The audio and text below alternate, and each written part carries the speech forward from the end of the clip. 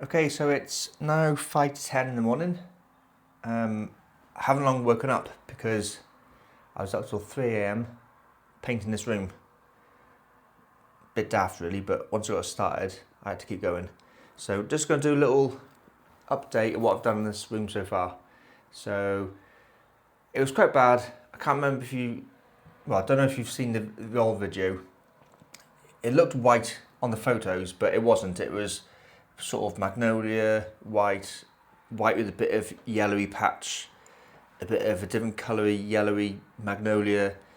There was, if you remember down here, there's a little strip of white on the wall, and there was just lumps and bumps and runs. And so what I did was, I got the sander out. The sander I can plug into my Hoover, so it didn't make much dust in here. I sanded all the wall, I sanded the ceiling. The ceiling wasn't too bad, like there's no cracks where the boards join, it's just a few lumps and bumps. So the ceiling wasn't too bad, but I thought I'd paint it anyway because it might look a bit yellow against the new white paint. The only major problem I had was over here. What I did, like with all the rooms I do, I get a scraper, go to get all the big lumps and bumps off, and I think I started here where my scraper is, and there's a flaky paint there. So I just wanted to flake off the major loose parts, and this part all flaked off really bad. Now with all the other rooms I've done so far, I've had at least one trouble wall where what's happened is they've had it replastered, and the first coat of paint you're supposed to put on when you replaster is really watery paint, so it soaks into the wall. Otherwise, if you put your normal thick coat of paint on a fresh coat of plaster, the plaster will suck up all the water really fast and it just won't stick, it'll just fall off. So there's no point of putting paint on top of paint if the first coat of paint's rubbish. So what I did was I got a scraper, and I thought I'm not going to go like I did last time, scrape. I got this, I'm not sure what the make was called, but some jelly type paint stripper stuff. So you paint it on, you leave it, and it's supposed to strip away 3 coats of paint. The problem was, even though they've had it replastered, I don't know what year it was, they painted about 10 different colours of paint on top of that as well. Each coat of paint was probably, each colour of paint was probably 1 or 2 coats as well. So there was a white, there's a yellow, there's a pink, there's a like a violet, there's a blue, there was all sorts of colours of paint there. So it was really thick. Some of it might have been gloss or silky as well, because when I was scraping it off, instead of it drying into just like a dry flaky paint, it was turned into a mushy, not solid but not a liquid type gloopy paint. So the more you scrape it, it's just falling off, making a mess everywhere. Then I noticed that what they've done is, instead of painting up to the window frame, they painted on the window frame up to that line there. And in most of the places, they even painted up to the rubber, right up to the window. I know that's a bit yellowy, and it's a bit brown and black in some places. It looks a bit like mould, but it's not. You don't paint on the rubber. You don't paint on the windows frame like that. So I spent ages scraping off using different scrapers, a razor blade type scraper as well, because if you scrape the plastic too hard, it'll just mark it and scratch it, and if you don't scrape it hard enough, it wasn't coming off. That paint stripper did work quite well on the window frames, managed to get it off. So I spent ages on the prep, and now this isn't every single day, so the clock wasn't ticking. I'm not paid to this. It wasn't like a 9 to 5 Monday to Friday. This was done over the course of weeks, because I've been on holiday, I've been out, I've been to work, I've been on runs, I've done other things as well. What else did I do? There was loads of other holes all around the room. I think they've had some tie backs here, they've had different curtain poles. I've got there, and there, my curtain pole holes that I'll screw the bracket back onto. When I moved in, I got a laser level, I centered lined the first hole, them holes are to the edge. On the instructions for the curtain pole, it says what height to put the curtain pole above the window. That all depends on what type of curtains you want. Do you want the curtains to sit on the windowsill, on the radiator, dangling down below somewhere, or do you want to touch the floor? So I can't remember what length of curtains I've got, but I added up whatever height it was. The problem was, where I wanted my holes, they put 1,000,001 holes already. So I think I had to go up a little bit higher and out a bit more than what I really wanted to. But anyway, I got 3 sets of holes there, and they are perfect in line and centered and everything like that. So I've had to do a bit of work around the edge where I've just had to fill holes and sand them down. There, I think there was some there, I think somewhere. But overall, there was no, oh actually, there was a big crack down that wall there. So I had to scrape that away, fill that, sand it, rub it down, cork it, all that good stuff. Around the edge of the window frame itself, I did the same again. I'm not sure if it's cork or silicone, because by the time I put that paint stripper stuff on it, it all went to gloop anyway, but I had to scoop out all their crap silicone and cork around here. There's a bit of a crack in the plaster up on this edge of the window, so I had to scrape that, make that good, fill that in, sand it down. I haven't gone mega crazy, making it perfectly flat and smooth, because it's not a brand new house. Like I said before, this is just making it good, but not new, because it can't be new because it's not new. But I have done it as best as I can with the time and things I got pushing on. So basically, I got it all sanded down to as good as I could live with. But with the paint, what I've done is, so this wall here, I can't remember how many, but it's had undercoat primer paint, the mist coat first, then a mega coat, then another mega coat, then probably at least 2 coats of normal trade Dulux white in matte. That's an emulsion paint. That's on that one there. That's also the same for the ceiling as well. So the ceiling's had a couple of undercoats, because when you've sanded it, you do make a few marks where it goes onto bare plaster. So it was easy just to do the whole wall, the whole ceiling and everything in undercoat. So you haven't got to worry about changing paints and things. So the ceiling's undercoat, and then I think 2 coats of normal trade emulsion in matte. That wall there, again, 1 or 2 coats of undercoat, 1 or 2 coats of normal top coat. This wall here, same, undercoat, top coat. That wall and that little bit there, again, undercoat, top coat. I left this wall till last because as the door's here, you're going to walk in and you're going to brush your arm up against this wall here. So this wall here, I've got some Dulux Tough paint, it's called, wipeable, washable, 15 times stronger than a normal paint. It's still white, it's still emulsion, and it's still matte. So it looks very similar to that wall, but it's supposed to be a bit wipeable. So if you get a sponge and you wipe that wall, I bet some of the paint will come off on the sponge. You'll see it white. It feels dry, feels chalky. This one here still feels the same, but when you wipe it, it's supposed to be a bit more waterproof and it won't all come off on the sponge. So just, I'm thinking it's white. By the time you get your grubby fingers and you're brushing your arm and your bags and your coats and whatever as you walk it in, because there is a bit of a thin corridor type entrance into the room there. So thinking ahead, there's that. And then this last wall, this is what I was up to last night. I haven't done it perfect, I'll talk you through it now. It's Dulux. I was going to do, they do a special little tin of feature wall paint. And that's what I've used on my chimney with a TV on the back. That's in black downstairs. And I've also done it on my feature wall in my bedroom. Cannonball Grey, I think it was called. But they're quite small tins of paint. You can't get a medium big one. It feels, it says 1 coat, but it definitely wasn't 1 coat, you need 2. It feels a bit matte as well. So I'm thinking if you touch it, it's going to get dirty, fingerprints, marks. So I didn't go for the feature paint. And then the tough stuff, wipeable paint, don't do that kind of blue, what I wanted. And that's in a matte anyway. So what I did was, I went for an emulsion, but it's in silk, not matte. So it's a little bit shiny. You can see there where it's all that's not white, that's actually shine from the window. So it's a feature wall. It's a bit different to the other rooms, other walls. So people are going to look at it, they might touch it. So I just thought, because it's blue, I don't want to be topping up all the time, so I'll make that a silk. So it's a bit stronger, a bit more durable.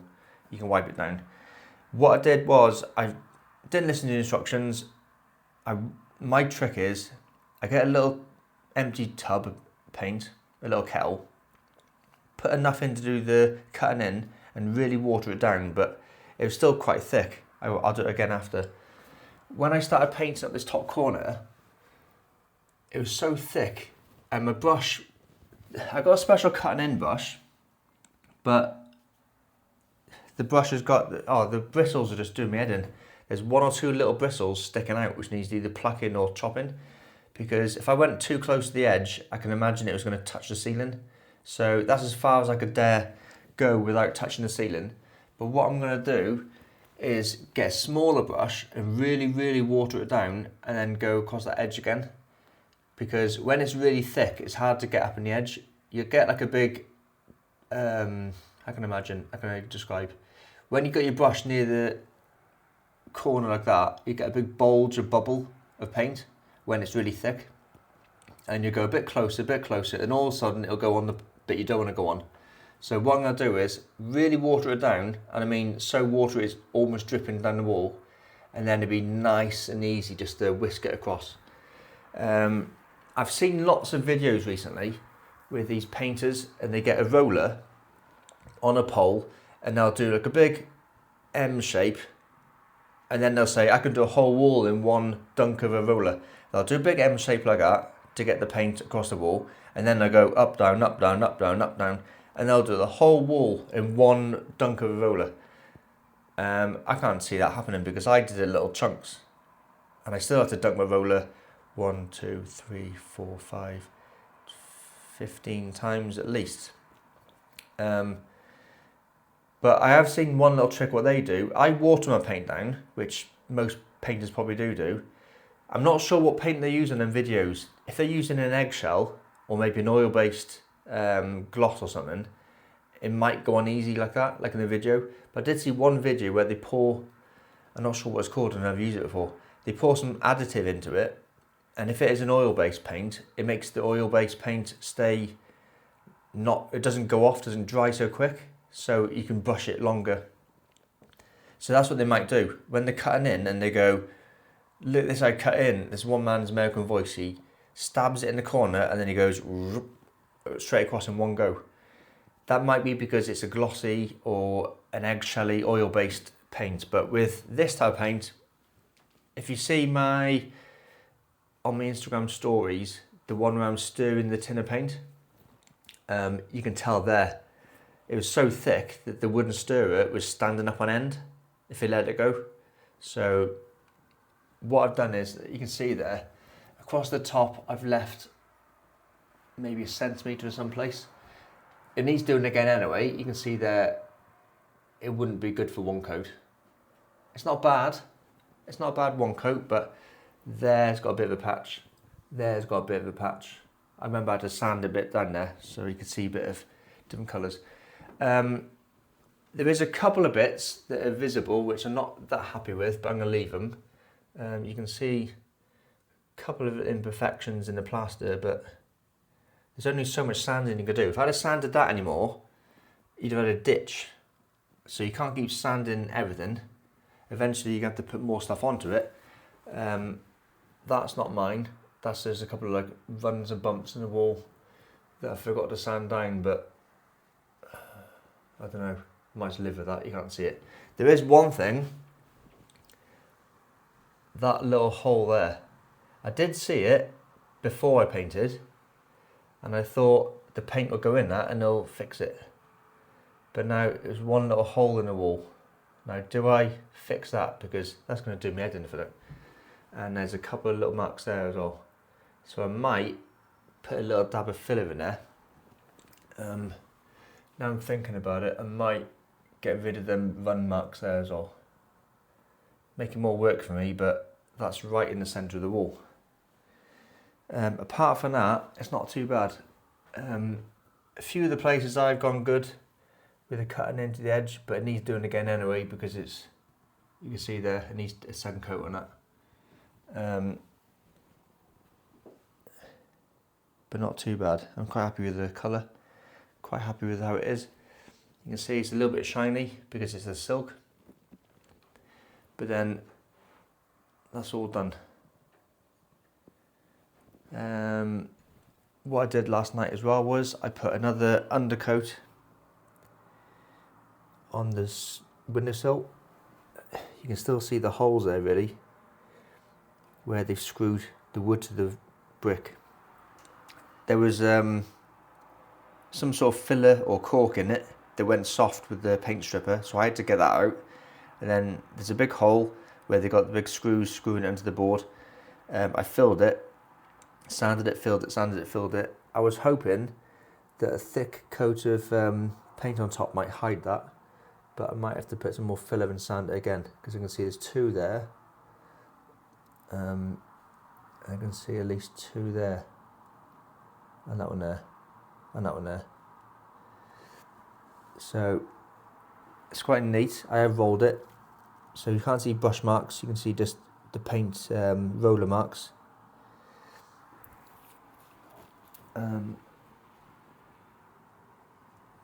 Yeah, so you can see a couple of imperfections. Like I said, I can't keep sanding the whole house down.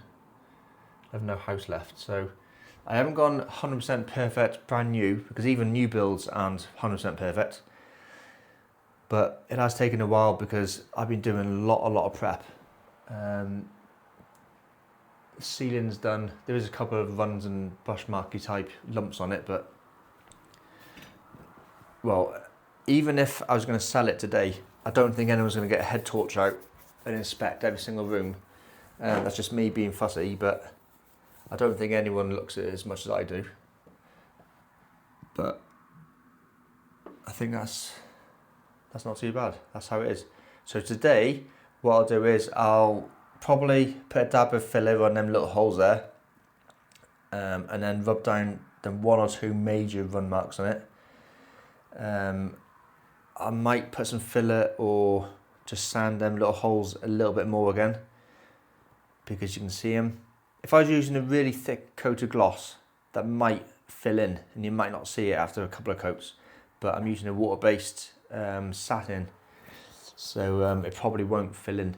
So I'll probably fill them in, sand them, fill that in, sand it, and then I just got to do a really watery cutting in with a smaller brush or a nicer brush right to the edge, and then I can do another coat of that, and then I can do a satin on there. I have done last night as well, I painted with the undercoat the copper pipes on the radiator, because no one's going to see it again when you got things in the way, but no one's going to bend down and look anyway. But whoever did my pipes on my radiators did a bit of a crap job, where instead of doing it like out straight up, you can see the pipes, they just bent them round. So I'm going to paint them all white, undercoat them first, and then go around with probably the white satin. Haven't got any gloss, so I'll do satin. So windowsill, wall, and then I can put, once that's done, I can put my curtains back up, and pull that bin bag off the window, clean and dust the light frame. I might do a coat of paint on the skirting boards, because I did do them before I got the carpets in, but I can see there's blue flickers, speckles of paint now on that white skirting board there. So I might do a coat of paint on there, scratch off all the paint off my plug sockets. There's one there, there's one behind there, and the light switch there. And then that's it. While I got the satin out doing the skirting boards, I might do the frame and then the door, and then that is it then. So almost done, a bit more work to do. Like I said, I was up till 3 in the morning doing it, so I might do it in the day, but for some reason I like to be lazy in the day and I get started late at night and I just work at night. But that's the plan for today.